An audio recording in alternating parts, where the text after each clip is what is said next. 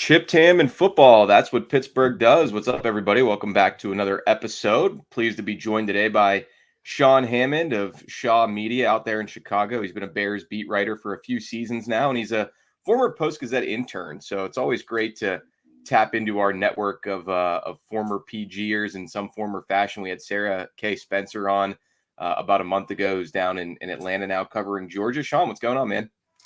Brian, I'm doing great. Love my time in Pittsburgh. Happy to be back and joining you and chatting some football here. Yeah, obviously Steelers and Bears continue to cross paths, and Sean's been on top of all of that for their Bears insider team. And we're going to pick his brain a little bit about not just Justin Fields, the player, and sort of what went wrong or at least didn't go right enough for him out there in the Windy City, but also just the trade market and why the Steelers were able to get him for next to nothing, sort of the mood out there in the Midwest right now about all of that. And as always, this show is brought to you by Pella. No better place to get new windows and doors installed in your home than Pella, who can help you save on energy costs year round. Schedule a free in-home consultation with your local Pella windows and doors to find the right product for your home and budget. Give them a call at 866-593-1560 to discuss further. That's 866-593-1560. Get started on planning your new windows and doors installation with Pella, Windows and Doors of Pittsburgh. So, Sean, I guess first off, where do you kind of fall? Well, I'll let you take your beat writer hat off for a second and put on your analyst or opinion hat, which I know, is not always the easiest thing to do with the team you're covering. But are you somebody who was a Fields believer in the sense that maybe the situation wasn't great there? Offensive coordinator Luke Getsy was actually the first shoe to drop in Chicago. Now he's with the Vegas Raiders. Or are you somebody who kind of felt it was time, hadn't seen enough from him in 3 years, and obviously full speed ahead with the Caleb Williams era once they're on the clock with the first pick in about a month or so? Yeah, from my perspective, as soon as we sort of let last season play out and really like into December, you could kind of get the sense that this was the direction things were heading. I was definitely in the camp of draft Caleb Williams and see what you can get for Fields. It's totally fair to criticize the Bears for not giving Justin Fields, any weapons 2 years ago, especially when Ryan Poles came in as GM. They tore this thing down to the studs, and there was not very many playmakers for him to work with. And that's when they rightfully earned the number one pick on their own. And so they were able to build a little bit more last season. They acquired DJ Moore. They found some nice weapons in the draft.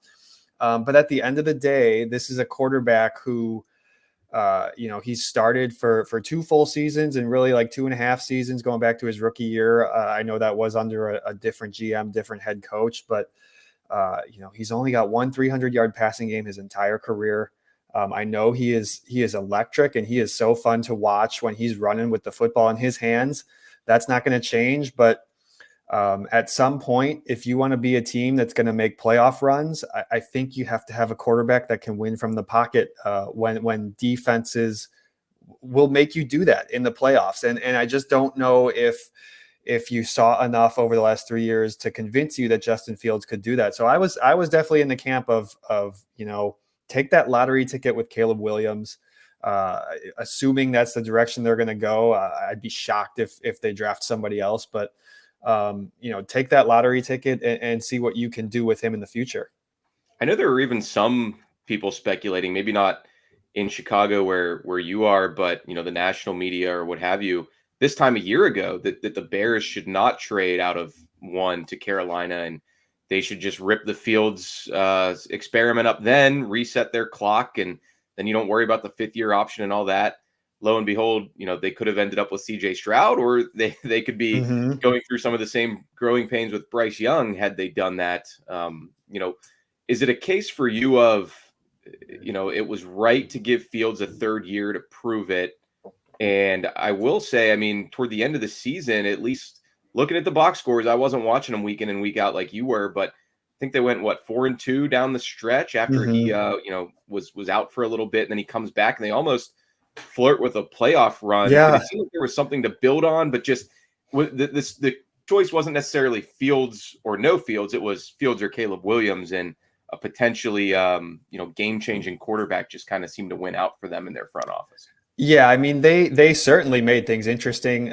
They benefited from that defense playing really well down the stretch after they traded for Montez Sweat. They played really, really well. The secondary was banged up early in the season when they got off to an awful start. And those guys were healthy down the stretch. And so you saw the team improve throughout the season. But ultimately, when they played good opponents, they had a game mid-December. They were back in the playoff hunt. They needed to win at Cleveland. When they played good defenses, they could not move the ball through the air. And that is, I think, ultimately why Justin Fields didn't work out here in Chicago. They could not, when they needed to throw the football, when defenses knew they needed to throw the football, they really struggled. And so for that reason, I feel like that's you watch Caleb Williams play, you see some of the artistry that he plays with, and nobody ever wants to compare a quarterback to Patrick Mahomes, but in that style, he can be so creative when things break down in the pocket. And with Justin, it was more things break down and he just takes off and runs, and that's valuable. You can pick up first downs, you can make great plays doing that. But I don't know if you can win championships doing that. Certainly we haven't seen Lamar Jackson win one yet, even though he has played awesome football. So, yeah, I do see, I understand why Ryan Poles is going the direction he is. And, you bring up last year's draft, and I do think that I was fine with the decision to let them, play out another season with Justin in 2023 as their starting quarterback. But you're talking about, if they were to move ahead, and trade out of number one again and stick with Justin in 2024, you're talking about passing up on, like you said, CJ Stroud last year, Bryce Young, who, before the draft seemed like a good pick. We'll see how that plays out in Carolina. Are you really gonna pass up on another chance to draft a Caleb Williams, a Jaden Daniels, a Drake May? I had a hard time seeing a GM who's, he's relatively new to his job, but now he's got a couple of years under his belt, and it's time to take that swing, because these guys, they live and die based off who they get at the quarterback position, whether we like it or not. And so I think for Ryan Poles, it was time to take that swing. And Caleb Williams certainly looks like the type of prospect that you want to be acquiring in this situation. Yeah, that makes a lot of sense how you frame that. Poles has already seen the opportunity cost of missing out on a CJ Stroud type of player. And exactly, yeah. And it's 1 year in, smallish sample size, but the sample size is a lot larger for Justin Fields. And before we get into the mechanics of the trade, more or less, Sean, I wanted to ask you, just as someone who's been around this team for the entirety of Fields's stint there, in the locker room, not just after games, but throughout the week. How do you feel like he will take to this role behind Russell Wilson personality wise? Because obviously it's a shift for him. I mean, he was crowned as the guy in Chicago. They traded up for him. I can't remember. Was there any little experiment of him sitting behind a veteran at the start? There was. Yeah, that's a whole other story. They had Andy Dalton, who they signed. Right, and he played okay, as I recall, right? Yeah, what ended up happening was Andy Dalton got hurt in week 2, and so Justin was thrust into the starting role. He did not take any first team reps in training camp, which is, that's a whole indictment on the Matt Nagy, Ryan Pace era.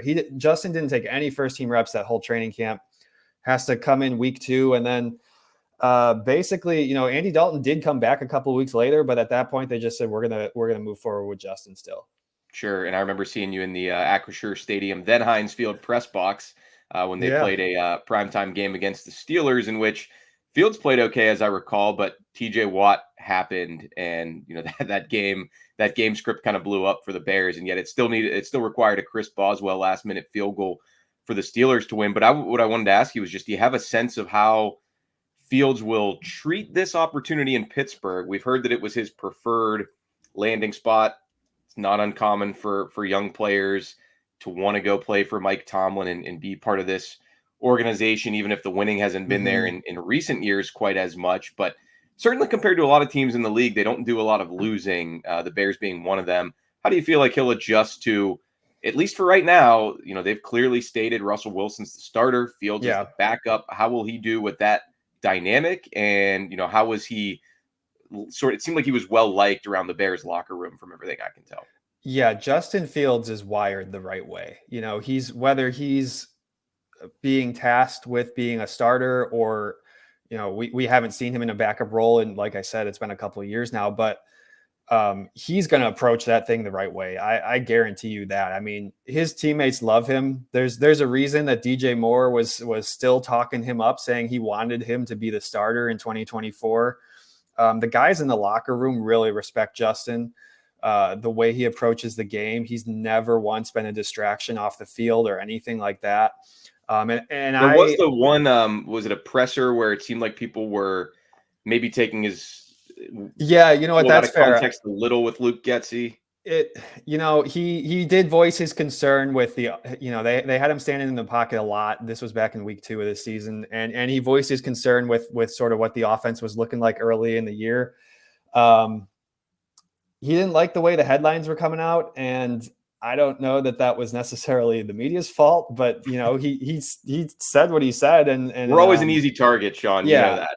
So, I mean, nobody was reporting anything other than what he said. And he kind of walked back on that after a little bit, and that's fine, whatever. But in terms of like, other than something silly like that, I mean, he's never been a distraction. And it's interesting thinking back to, they drafted him in 2021, the day after the Bears drafted Justin.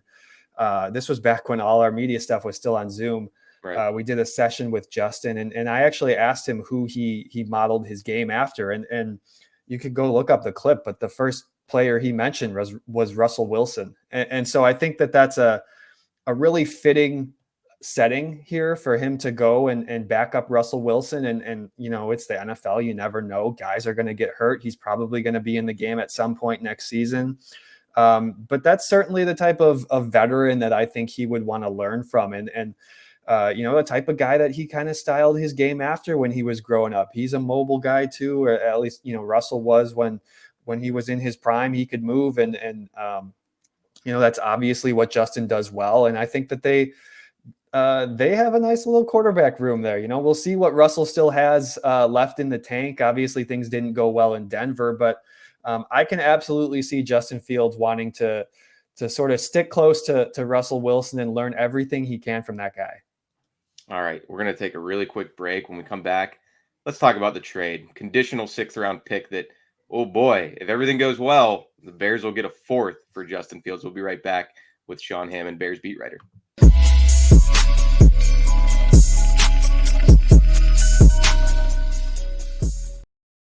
All righty, thanks for sticking with us on Chipped Hammond Football from the Post-Gazette's podcast network. Brian Batko, joined by Bears beat writer Sean Hammond. And Sean, what do you make of, on one hand, I figure, okay, the market never lies to you. There weren't many suitors who were willing to give up a lot for Justin Fields. Actually, there weren't any, if you consider this being not a lot. But there's also been some reporting out there that maybe the Bears left a little bit of draft capital on the table to send him somewhere he wanted to go. Are you buying that at all, or do you feel like that kind of makes everybody look a little bit better as you rip off the Band-Aid here? I don't know if I'm buying that. Yeah, I think it's more of the latter. I mean, I don't know how much. Look, once free agency began and Kirk Cousins found a new home and Russell Wilson found a new home, these starting jobs were there weren't too many of them out there, and there really aren't at all, especially when you look at which teams are well positioned to draft quarterbacks. And so I don't think that, all the Bears fans who thought that they could get, a first, second, third round pick for Justin Fields, as soon as those starting jobs dried up, I mean, that was not going to be the case. We saw what Mac Jones was traded for. We saw what Kenny Pickett was traded for the day before the Justin trade. And so I think it kind of became a thing where the Bears were going to take whatever they could get, because ultimately I don't think they wanted Caleb Williams and Justin Fields to be in that awkward situation where they're both on the roster and they're hearing from everybody in the city of Chicago, from all their family members and friends, what's going to happen here? I don't think anybody wanted that situation to play out, least of all Ryan Poles, the GM. And so it just made too much sense to move on from Justin if you're gonna draft a quarterback. And at that point, I mean, teams across the league can kind of call your bluff and say, okay, they're getting rid of this guy. I'm not going to offer up anything higher than a 6th round pick. And that's kind of what the way that this played out. My view of it is, I mean, even though sometimes if the trading team doesn't have a lot of leverage, sometimes you can hope that teams are going to bid up each other if it's a valuable commodity. And yet I think with these sort of, I don't know if I want to say failed quarterbacks, but quarterbacks who their teams are willing to go in a different direction and they were drafted high and they have that pedigree, whether it's the guys you mentioned, Kenny Pickett right here in Pittsburgh, but even going back to previous years, Trey Lance, Zach Wilson, there might have even less of a trade market. Otherwise he wouldn't still be with the Jets. Desmond Ridder, Sam Howell, they were more mid-round guys, but still, I don't think any GM out there, whether it's Omar Khan or whoever, that nobody wants to be the sucker. No, nobody wants to be the one who ponies up a whole bunch of draft capital for that, transitional quarterback. So I think it's maybe not a case of, okay, this market indicates that Justin Fields is garbage, but maybe it's just he's fallen victim a little bit to, the market gets set and it takes a kind of disruptor to change that. And the Steelers were not willing to be that team. In fact, everything we've seen from them in recent months and years, going back to letting Kenny Pickett fall to them at 20 overall a couple years ago, tells you that they're not in that business. They're in the business of extracting the value of it. So, with Fields, Sean, what would be kind of your, best case scenario? I know you mentioned the pocket passing hasn't been there. Do you think he has the skill set to develop in that way if the Steelers quarterback coaches and staff can bring that out of him? Or do you think that they might have to find a different way to win with him if he eventually becomes the starter here? Yeah, that's been, kind of the question the last 3 years. I do feel like Justin he has an arm. He can throw the deep ball. He can make some really impressive passes at times. It's just not been super consistent. Certainly adding DJ Moore last year really helped him and gave him a reliable target. If you have a few reliable targets out there, that's going to help any quarterback. But I do think that the Bears had to adjust the way that they wanted to play on offense in order to try to win games with him, because, there's been times where it seems like he's a little bit slow to read the field or that he's just not able to play within the structure as well as you would want. And you see what he can do running the ball. He's really electric in that area, but sometimes the Bears had to kind of, get him moving outside the pocket, shift the pocket, laterally left and right to create throwing angles, to create opportunities in the passing game. And I don't think that Justin can't be a successful quarterback. I mean, I do think that, he wasn't terrible. Like if they didn't have the 1st round pick, we probably wouldn't be having this conversation at all. You'd probably be sticking with him for 2024 in Chicago.